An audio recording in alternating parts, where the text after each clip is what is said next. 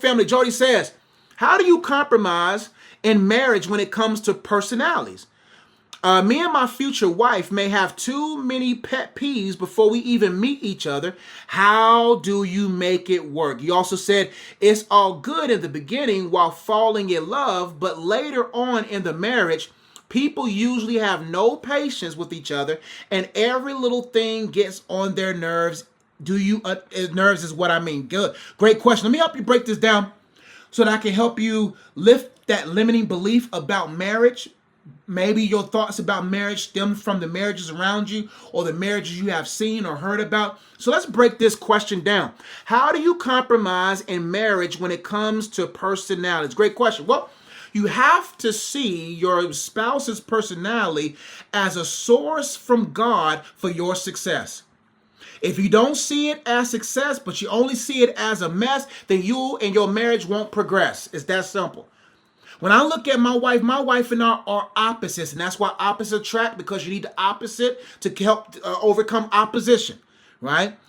Her personality is more along the lines of as is. My personality is more in a theoretical. She thinks now, I think ahead. Now, how does that help now? As a person that thinks ahead all the time, I need someone that thinks about now so that I can scale back and make sure that I don't get so far ahead that I leave my family in the dust. But there was moments in my marriage where I would look at my wife's personality and be like, man, that's interesting, right? Or not even marriage. Yeah, marriage and dating. That's interesting. I wonder how that would work. But when I changed the way I saw how God sold that personality within the fabric of her, and package that in her as a resource by which it will be a helpmate for me. When I begin to look at it in its difference, but in its significance, that I begin to really appreciate it. And instead of being so theoretical and start and subconsciously or in the back of my mind saying, why don't she think as far as I can? I begin to look at how her thinking is a benefit to me. So if you don't see that the source of that person's personality was woven inside an individual as a tool and a resource to be for your benefit and the relationship's benefit, then you only going to see it as a detriment and you're going to be an enemy against it. You're going to always bump up against it. So compromise becomes better in a marriage when both individuals see the individual as a solid resource. Now, the issue could be that some people get into marriages and see the person as their source for life, as their source for love, as a source for completion. See, there's a big difference between someone who's a resource and someone who made a resource a source. When you make a resource a source, you overweigh that individual. Now that you're pulling too much out of them that only God has the capacity to be pulled out of. And so the way you view a marriage going in will determine how you interact in that marriage and will determine whether that marriage succeeds or not. That's why most marriages fail or subside, because they don't treasure what the other person has on the inside and begin to say, how can we partner? That's why when I do pre-engagement coaching and when couples come to me, I do a bunch of teamwork activities.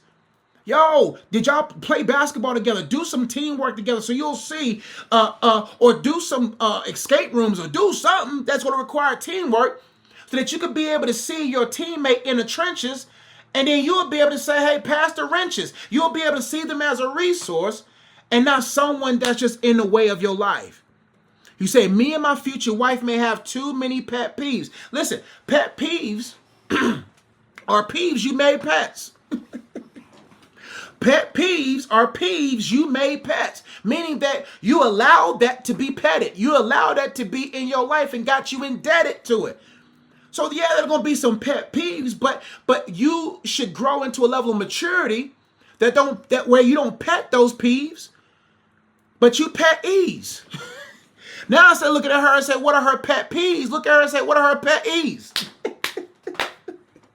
Instead of looking at him or her and say, I'm afraid of their potential pet peeves, pet the ease. The more you pet the ease, the less likely there'll be pet peeves. Right?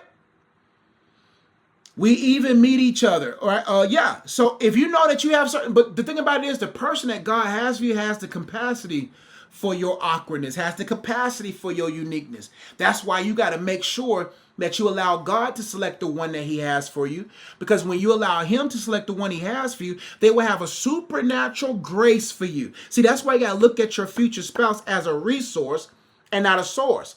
Because if they're a resource that's connected to the source, then the source will source through them the love, the joy, the peace, the patience, even in turbulence, even in trying times, whether they're able to rebound quickly when they make a stumble. We're not talking about perfect spouses. We're talking about individuals who can rebound perfectly. You may not initially do everything perfect, but you can always rebound perfectly, right? So how do you make it work? First, you got to work on yourself. And you got to be a person that makes things work. You got to work on yourself, and you got to be a person that knows how to make work. What do I mean by that? If you don't go into marriage ready to work, your marriage won't work for you. See, most people understand that marriage don't really start working for you until year 5.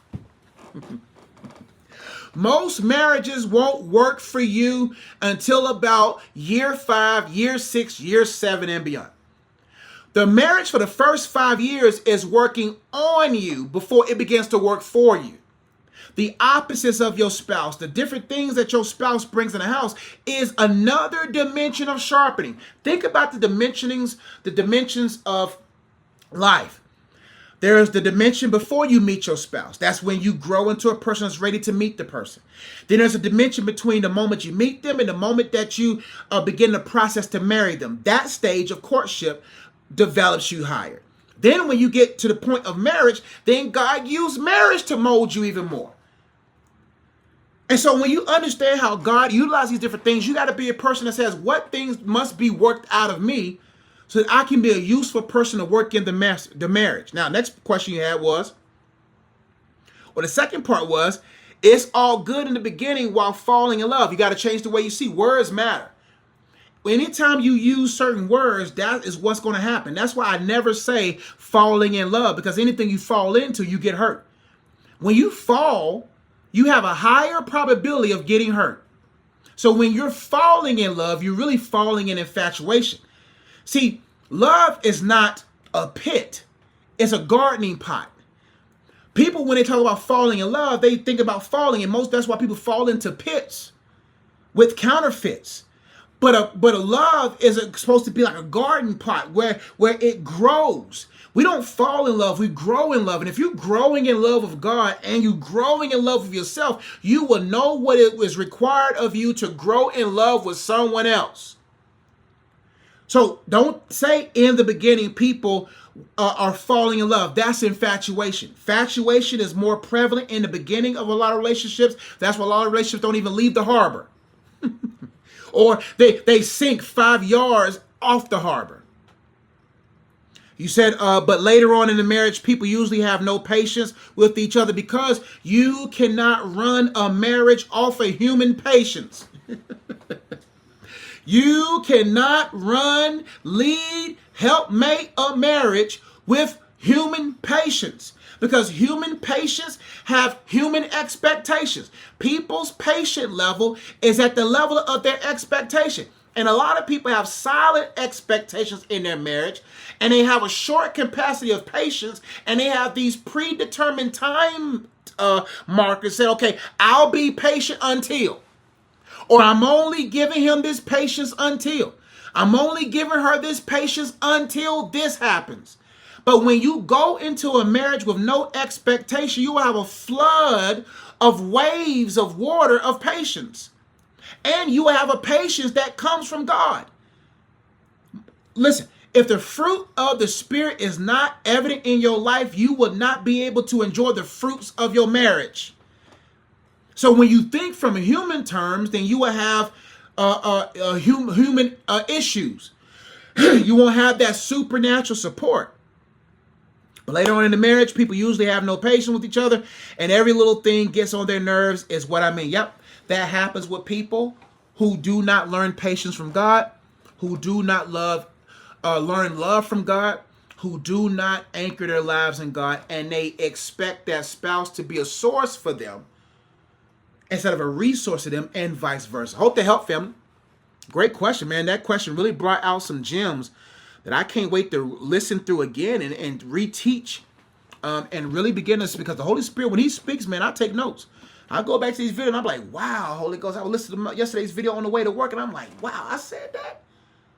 Took some notes. I'm like, wow, that's good. So, thank you so much for watching my video. I pray that it was a blessing to you.